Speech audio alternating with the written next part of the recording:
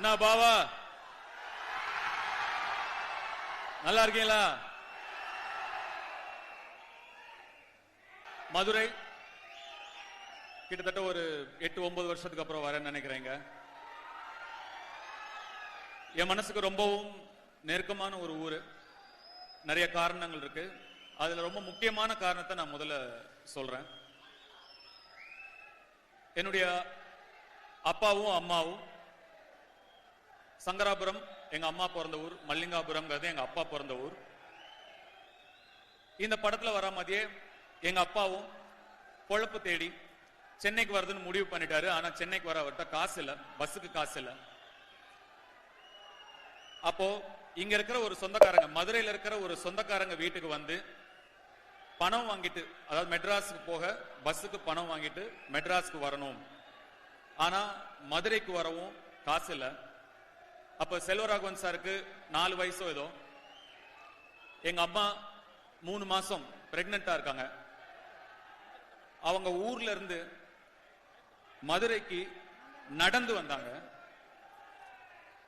கிட்டத்தட்ட ஒரு 120 கிலோமீட்டர் இருக்கும்னு நினைக்கிறேன். 120-130 கிலோமீட்டர் இருக்கும்னு நினைக்கிறேன். நடந்தே வந்தாங்க அங்க இருந்து ஒரு சொந்தக்காரங்களை பார்க்க. அப்படி எங்க அப்பா பிரெக்னண்டா இருந்த எங்க அம்மா கால் கடுக்க நடந்து வந்து ஏறின மேடை தான் இந்த மேடை.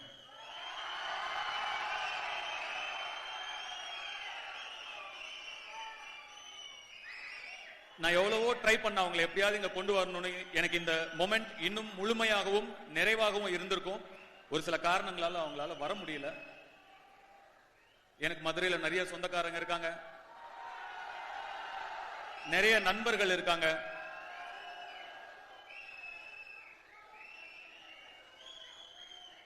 இங்க இருந்து அங்க இருந்து கை தட்டிட்டு விசில் அடிச்சிட்டு இருக்கிற நீங்கெல்லாம்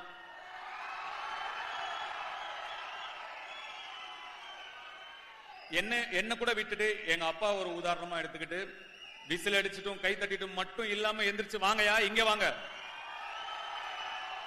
வரணும், உழைக்கணும், உழைச்சு இங்க வரணும். எல்லாராலையும் முடியும். கண்டிப்பா நீங்க இதை செய்யணும். செய்வீங்கல்ல?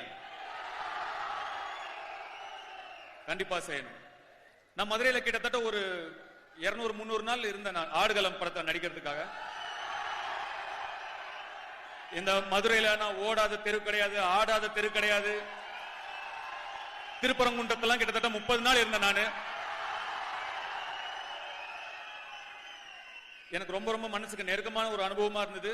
எவ்வளவோ எனக்கு வேலையில இருக்கிற ஸ்ட்ரெஸ், பிரஷர் எது இருந்தாலும் அந்த 200-250 நாள் நீங்க இருந்த நாட்கள் நான் ரொம்ப அமைதியாகவும் நிம்மதியாகவும் நான் இருந்தேன். எனக்கு மனசுக்கு ரொம்ப நெருக்கமான நாட்கள் அந்த நாட்கள்.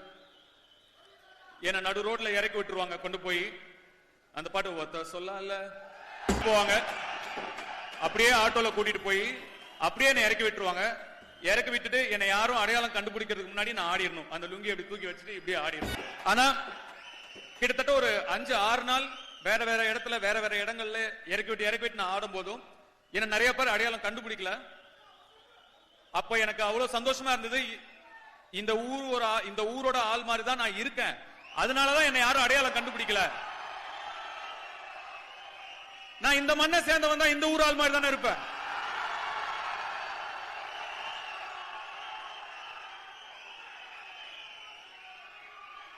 சாவமேல கைய வச்சேண்டு வை கொண்டே ஒரு. இங்க இருக்கிற ஒவ்வொரு சேவலும் பந்தயடிக்கிற சேவல் தான். ஆடுகளம் மட்டும் மதுரையில தான் ஃபர்ஸ்ட் டே ஃபர்ஸ்ட் ஷோ பாப்பேன்னு பிளைட் பிடிச்சி இங்க வந்து ஃபர்ஸ்ட் டே ஃபர்ஸ்ட் ஷோ பார்த்தேன். ஜெயான் ஏதோ ஒரு தியேட்டர் நினைக்கிறேன். அந்த தியேட்டர் ஏதோ ஜெயான் முடியும் ஞாபகம் இருக்கு. அங்கதான் பார்த்தேன். அந்த அனுபவத்தை என்னால மறக்கவே முடியாது. உங்களோட பார்த்த அந்த எனர்ஜி என்னால மறக்கவே முடியாது. ஒரு சின்ன சின்ன விஷயத்துக்கும் எனக்கே நிறைய விஷயங்கள் புரியல. அதெல்லாம் படம் பார்க்கும்போது நீங்க எப்படி ரியாக்ட் பண்ணீங்களோ அதை பார்த்து தான் எனக்கு புரிஞ்சுது. அந்த அனுபவத்தை என்னால மறக்கவே முடியாது. இந்த இட்லி கடை ஒரு சாதாரண படம், சிம்பிளான படம். ஆனா நிச்சயமா நீங்க எல்லாரும் உங்க ஃபேமிலியோட உங்க குழந்தைங்களோட போய் பார்த்து எமோஷனலா கனெக்ட் பண்ணி என்ஜாய் பண்ற ஒரு படமா நிச்சயமா இருக்கும். நிச்சயமா உங்களுக்கு பிடிக்கும்னு நான் நம்புறேன்.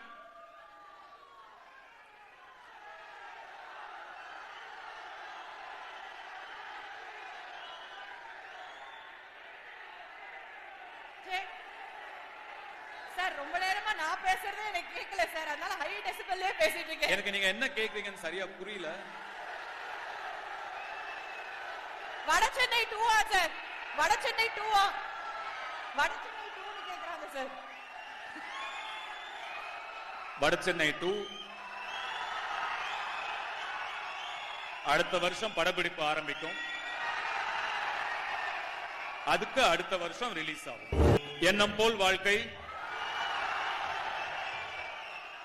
உங்களுடைய எல்லாருடைய எண்ணமும் அவங்க குடும்பம் மீதும் அவங்க குழந்தைகள் மீதும் இருக்கணும். நல்லபடியா பாத்துக்கோங்க, குடும்பத்தை முதல்ல நல்லபடியா பாத்துக்கோங்க.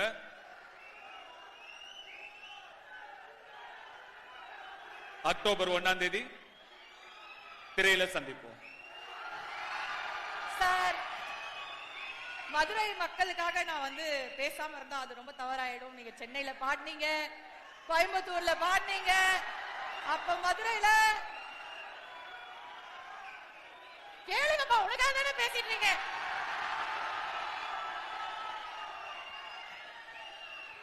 Please sir. கண்டிப்பா இந்த படத்துல ஒரு அழகான பாட்டு இருக்கு. ராஜமுருகன் ஜோக்கர் என்ற படம் எடுத்தார் இல்லையா, ராஜமுருகன் டைரக்டர், அவர் லிரிக்ஸ் எழுதினார் இந்த பாட்டுக்கு. நான் அந்த பாட்டு பாடுறேன் உங்களுக்கு. இது இருக்கா, மைனஸ் ட்ராக் இருக்கா? இருக்கு சார், ப்ளே பண்ணுங்க.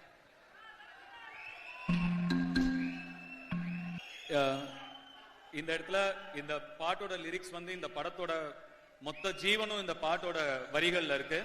அதை எழுதி கொடுத்த ராஜமுருகன் சாருக்கு என்ன நன்றியை சொல்லிக்கிறேன். என்னை நம்பி நடிக்க வந்த என்னுடைய எல்லா கலைஞர்களுக்கும் நான் நன்றி சொல்லிக்கிறேன். டெக்னீஷியன்ஸ்க்கும் என்னோட நன்றியை சொல்லிக்கிறேன். எங்களுக்குள்ள நாங்க எல்லாரும் சேர்ந்து உங்களுக்கு படம் எடுக்கிறோம், எங்களுக்குள்ள நன்றி சொல்லுங்க தேவையில்லைன்னு நினைக்கிறேன். இருந்தாலுமே என் மேல இருந்த நம்பிக்கையில மட்டுமே அவங்க எல்லாருமே வந்தாங்க. எல்லாருக்கும் நன்றி. இங்க இருக்கிறவங்களை குறிப்பிட்டு சொல்றேன், எஃபர்ட் எடுத்து இங்க வந்திருக்காங்கிறதுனால இங்க இருக்கிறவங்களை மட்டும் குறிப்பிட்டு நான் பேச விரும்புறேன். அருண் விஜய் சார், நீங்க சொன்ன மாதிரி நீங்க கதை கூட சரியா கேட்கல, உடனே டக்குன்னு ஓகே சொல்லி என்ன நம்பி நீங்க வந்துட்டீங்க. அவருடைய படம் இப்போ ரெட்டத்தலைன்னு ஒரு படம் நடிச்சிட்டு இருக்காரு, கூடிய சீக்கிரம் ரிலீஸ் ஆக போகுது. நான் ஒரு 30-35 நிமிஷம் அந்த படம் பார்த்தேன். எக்ஸ்ட்ராடினரி த்ரில்லரா இருக்கு அந்த படம், ரொம்ப நல்லா வந்திருக்கு. வாழ்த்துக்கள் பிரதர், கண்டிப்பா அந்த படம் பெரிய வெற்றியடைய என்னுடைய வாழ்த்துக்கள். உங்களுடைய டெடிகேஷனுக்கும் உங்களுடைய சப்போர்ட்டுக்கும் ரொம்ப நன்றி.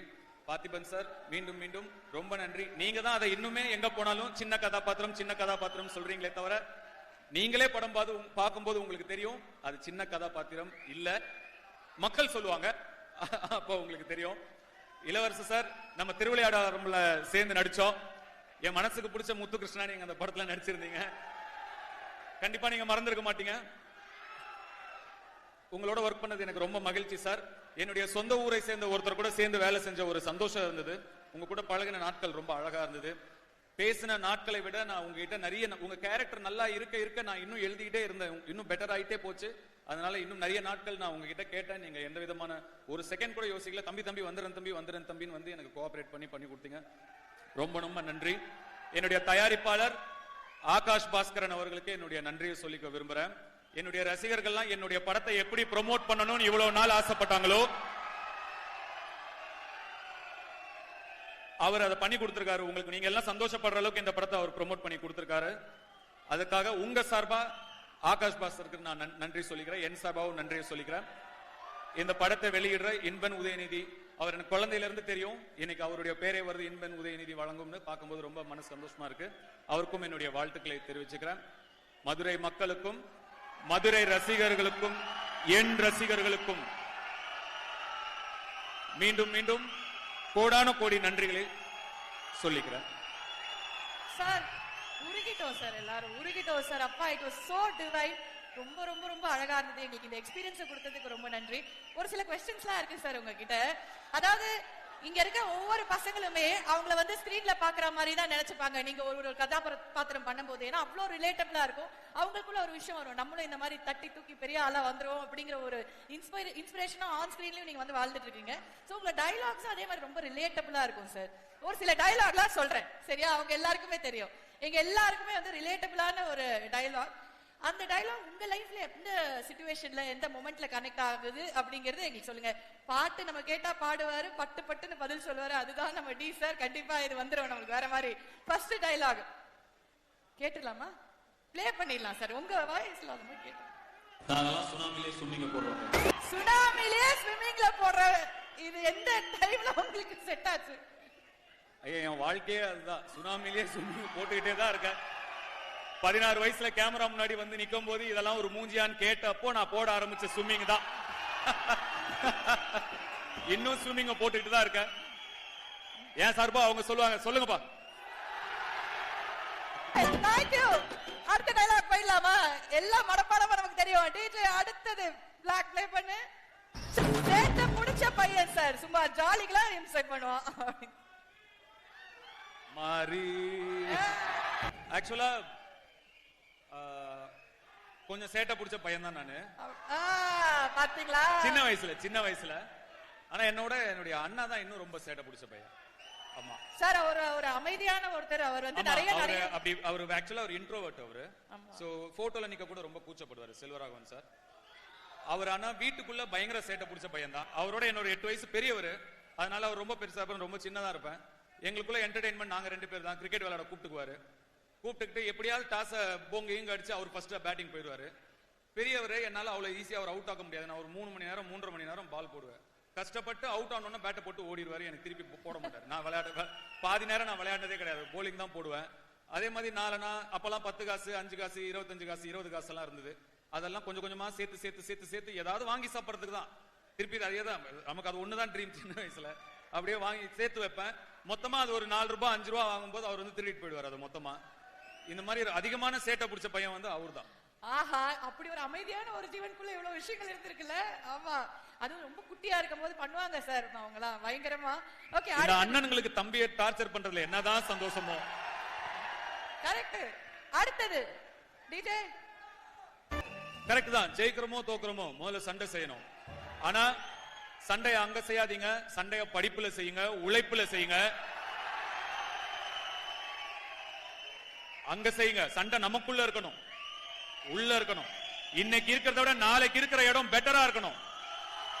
அதுக்கு தான் சண்டை செய்யணும். படத்துல அந்த டயலாக் மாசா இருக்கலாம், நிஜத்துல சண்டை அங்க செய்யாதீங்க சார்.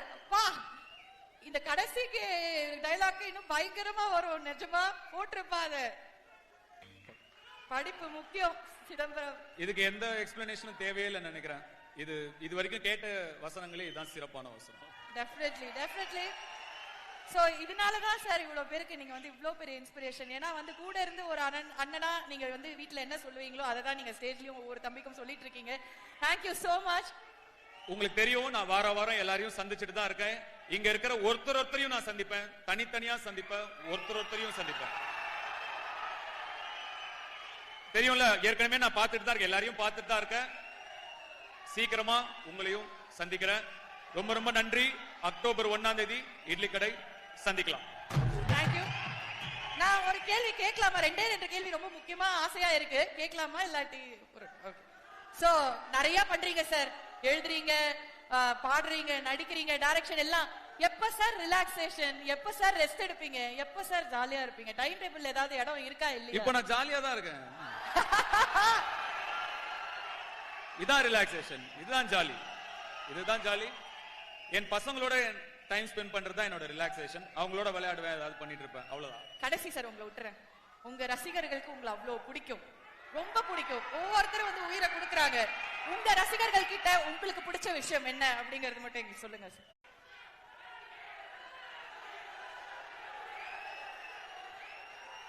என் ரசிகர்கள் கிட்ட எனக்கு ரொம்ப பிடிச்சது நிறைய இருக்கு. அதுல முக்கியமானது என்னைக்கும் மாறாத நிரந்தரம், கான்ஸ்டன்ட், யார்கிட்டயும் வம்புக்கு போகாத குணம்.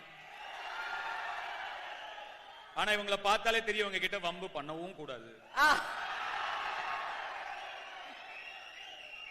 என்ன நான் திரும்பி சொன்னதுதான், எவ்வளவு நன்றி சொன்னாலும் பத்தாது. சாதாரணமா அங்க அவங்கள நடுவுல இருந்த ஒருத்தனை இங்க வச்சு உங்க நண்பனா, உங்களுக்கு பிடிச்ச நடிகனா, உங்க குடும்பத்துல ஒருத்தனா வச்சு என்ன அழகு பாக்குறீங்க. அந்த மாறாத அன்பு ரொம்ப பிடிக்கும். இங்க வந்து இந்த காவல்துறையினருக்கும் காவல்துறையினருக்கும் என்னுடைய நன்றி. இங்க இருக்கிற பவுன்சர்ஸ் எல்லாருக்கும் என்னுடைய நன்றி. இந்த ஆதரவு கொடுத்த எல்லாருக்கும் என்னுடைய நன்றி. Thank you so much, Sri sir. Idli கடை லவ் யூ